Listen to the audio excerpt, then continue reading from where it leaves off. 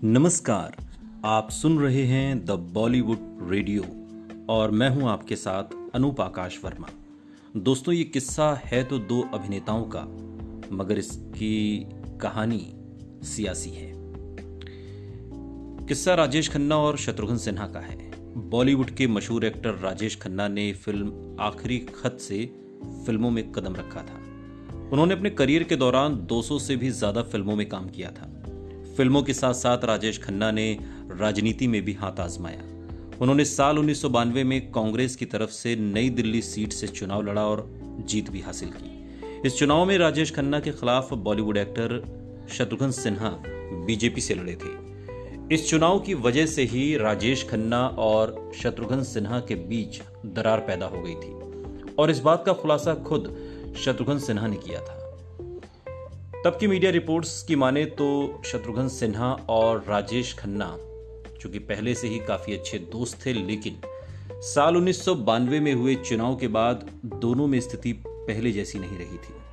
और इस बात को लेकर शत्रुघ्न सिन्हा ने एक इंटरव्यू दिया और उस इंटरव्यू में राजेश खन्ना को लेकर शत्रुघ्न सिन्हा ने कहा, जब मैं चुनाव में राजेश के खिलाफ खड़ा हुआ तो वो इस बात से काफी दुखी हो गए थे।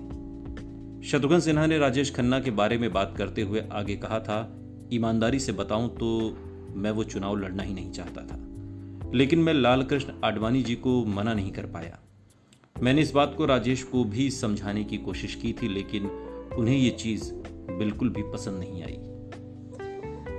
शत्रुघ्न सिन्हा ने इस इंटरव्यू में आगे कहा कि हमने लंबे समय तक एक दूसरे से बात तक नहीं की थी।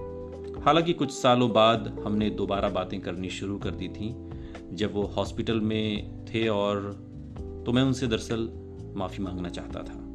मैं उन्हें गले लगाना चाहता था, लेकिन मेरा ऐसा करने से पहले ही वो इस दुनिया से हमेशा हमेशा के लिए रुखसत हो गए। आपको बता दें कि राजेश खन्ना ने शत्रुघ्न सिन्हा को करीब 25,000 वोटों से मात दी थी।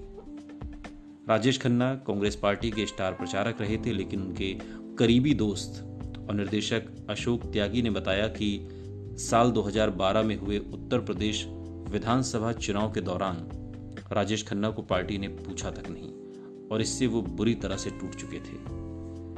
राजेश खन्ना ने अपने इंटरव्यू में बताया था कि 1992 से 1996 तक सांसद रहने के बाद पार्टी ने उनसे दोबारा चुनाव लड़ने के लिए कहा था, लेकिन वो लोकसभा की जगह राज्यसभा जाना चाहते थे, लेकिन पार्टी ने उनकी इस मांग को पूरा नहीं किया और इस बात से भी राजेश खन्ना खफा हो गए।